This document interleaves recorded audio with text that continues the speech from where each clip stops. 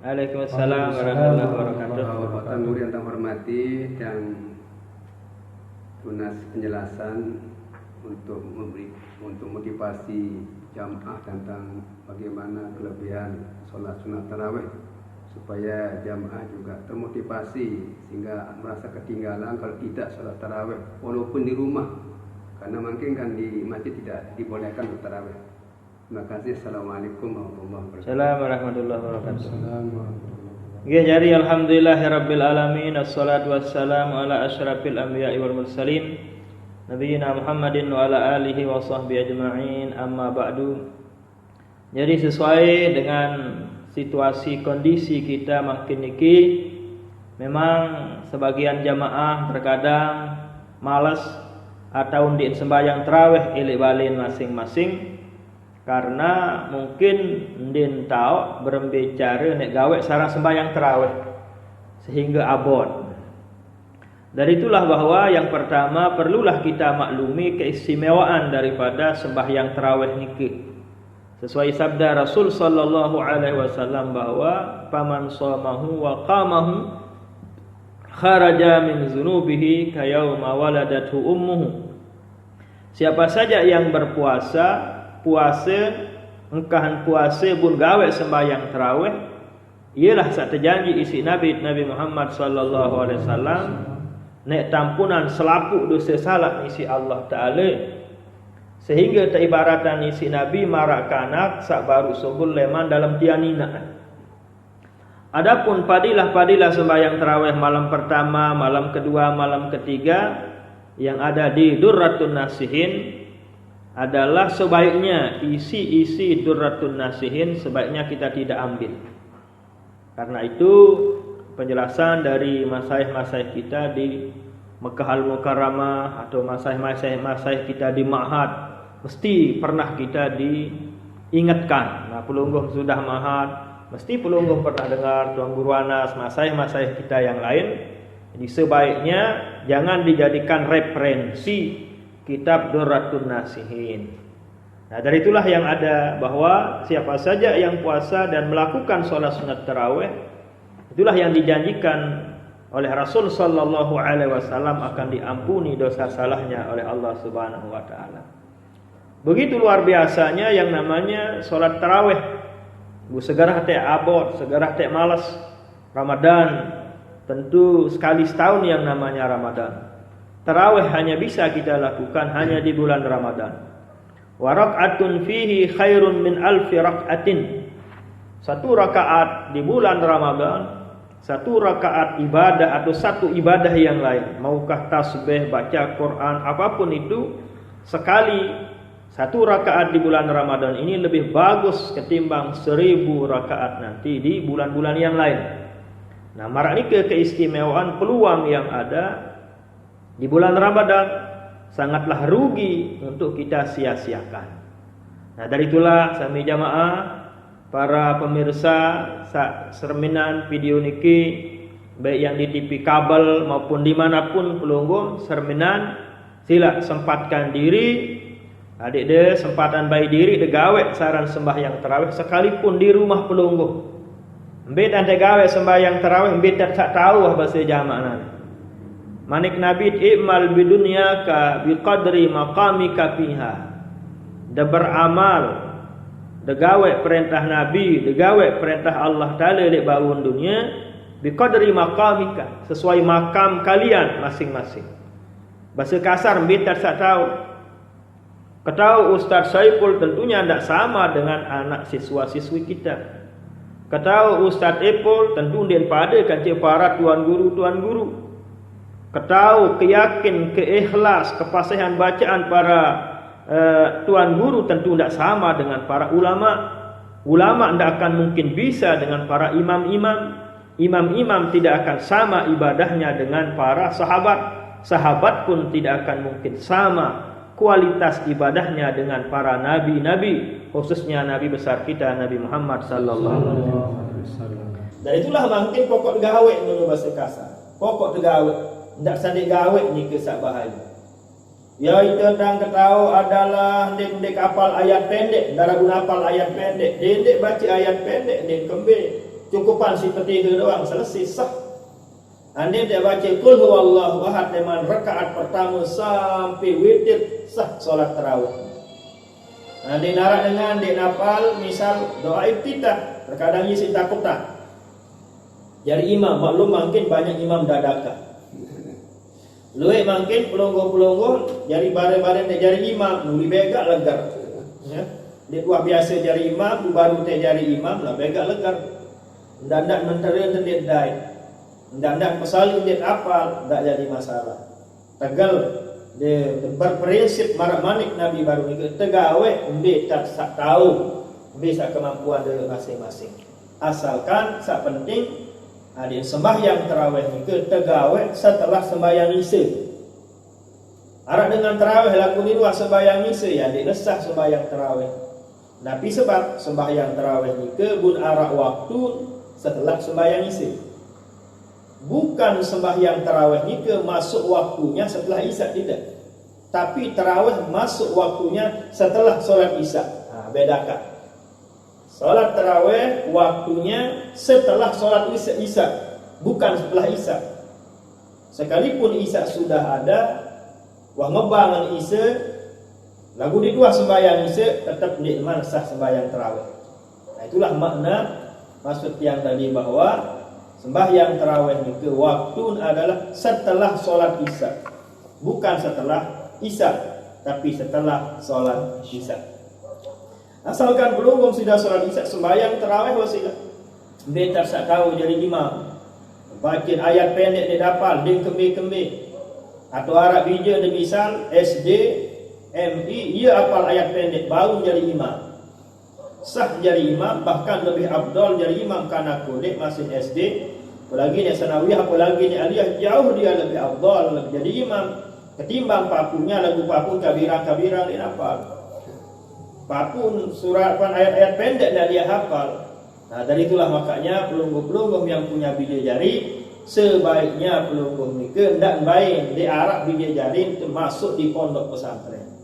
Alhamdulillah kita di tempat ini beliau Mamikda lalu Adnan, beliau sebagai pimpinan pondok pesantren, beliau sebagai kepala sekolah, beliau juga alhamdulillah sebagai cabang di Keruak niki, cabang Nahdlatul Watnan di Keruak. Silahkan bidadari pelungguh serahkan di madrasah, serahkan di sekolah. Makinlah terasa manfaat bidadari sawah sekolah agama. Tatkala seperti ini sangat kita butuhkan bidadari bayi balut sak ngerti agama, tahu nek cara beririk, tahu cara nek tenak untuk melakukan ibadah gawe perintah Rasul sallallahu alaihi wasallam. Dari itulah sila kami jamaah, bapak-bapak, ibu-ibu tiang dimanapun pelungguh berada, adik narak baik bija denika, adik narak baik adik nika sekolah di pondok pesantren.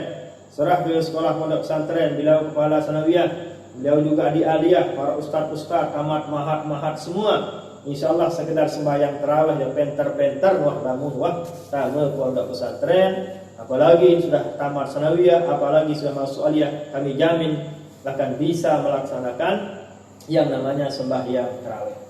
Nah jadi bapak-bapak, ibu-ibu, apabila pelungguh misalnya dia tahu jadi imam, bidadari tak tahu sekalipun kodek gun mama bagus sania. Hendak sanina doang.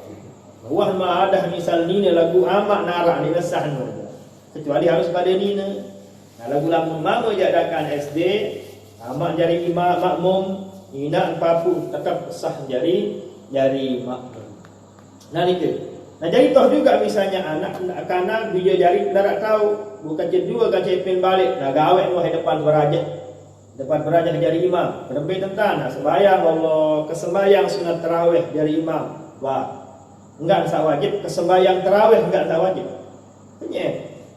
Niat tarawih sekedik, kesembahyang tarawih enggak dua wajib.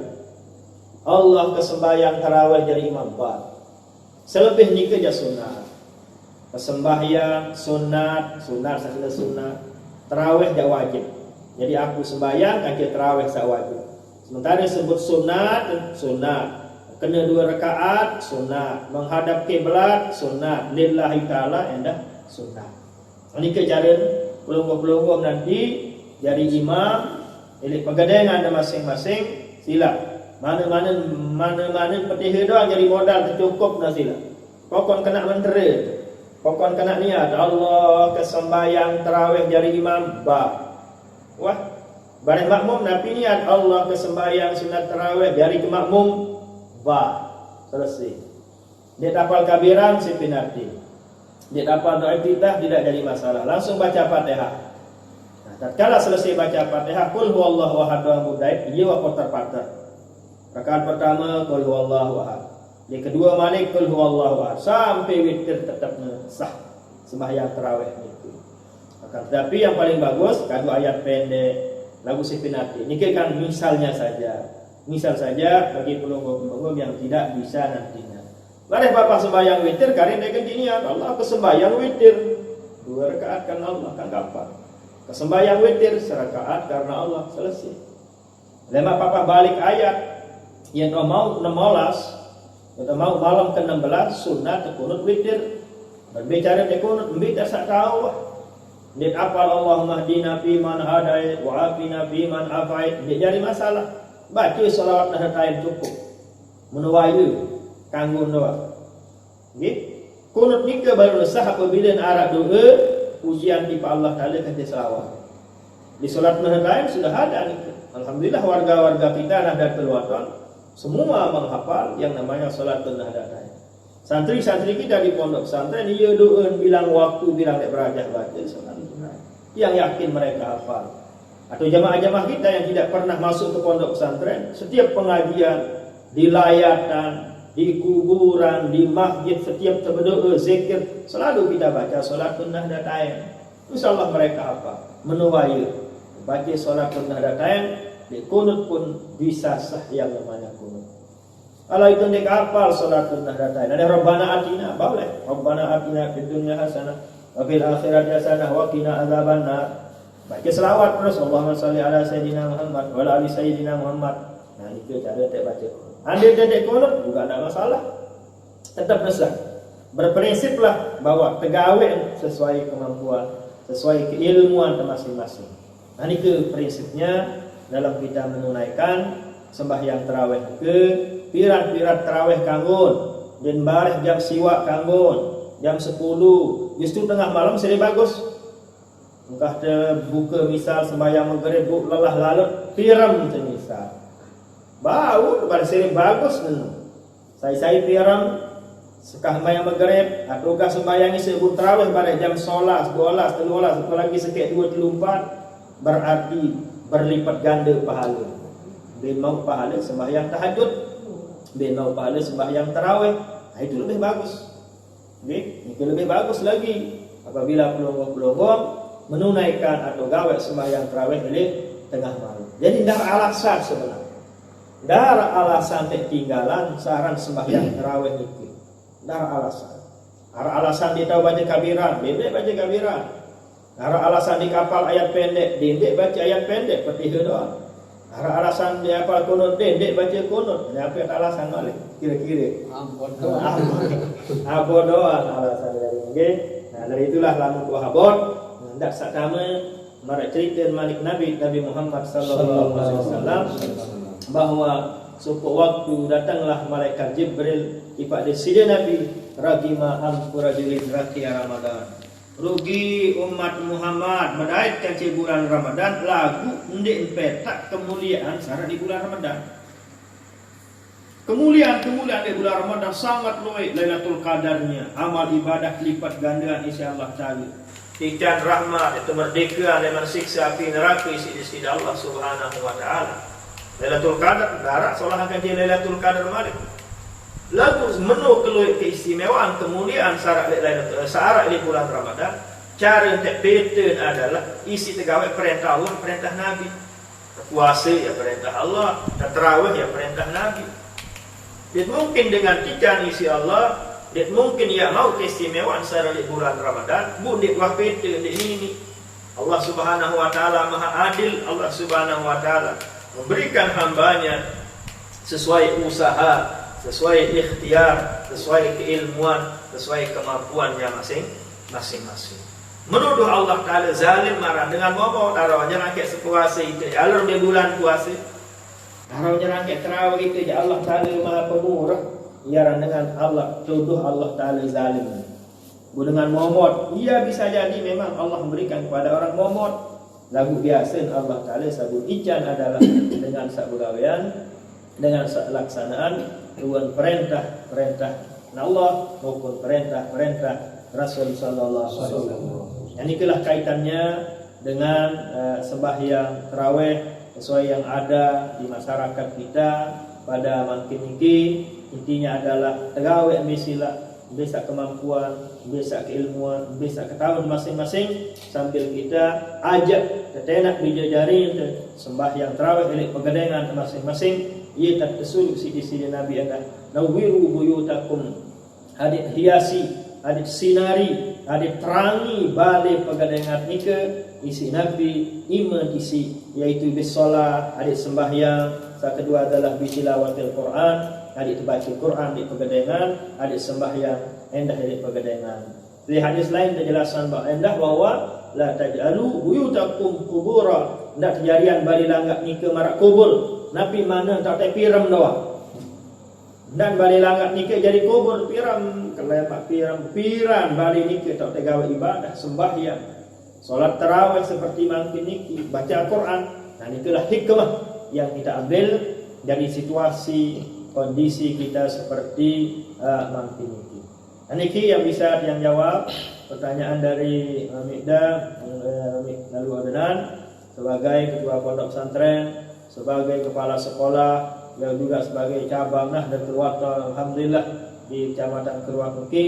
Beliau adalah sebagai penerus daripada mamiknya Al-Mukarram Bapak Tuan Guru Haji Lalu Abu Bakar. Pelungguh-pelungguh sudah tahu, para pemirsa sesemina nangan TV kabel niki khususnya yang ada di Kerwak, yang ada di Lombok mestilah kenal mamik daripada beliau. Dari itulah apa arahan-arahan beliau, pondok pesantren beliau kita jaga, kita pelihara, karena bagaimanapun itu adalah warisan amanah bagi tiang pelunggung sebagai murid-murid beliau, amanah bagi tiang pelunggung sebagai warga Nahdlatul Wathon, amanah bagi tiang pelunggung sebagai orang beriman, karena madrasah merupakan ialah PT cara jaga iman Islam sampai ihsan keyakinan kepada Allah Subhanahu wa taala, seperti atur tiang baru makin dong ke penggitah pelungguh-pelungguh saling sir sandiwah tamu pondok pesantren sandiwah sekolah ternyata ayat-ayat pendek di tapa lagu dakak menu seri melet ke tamu surga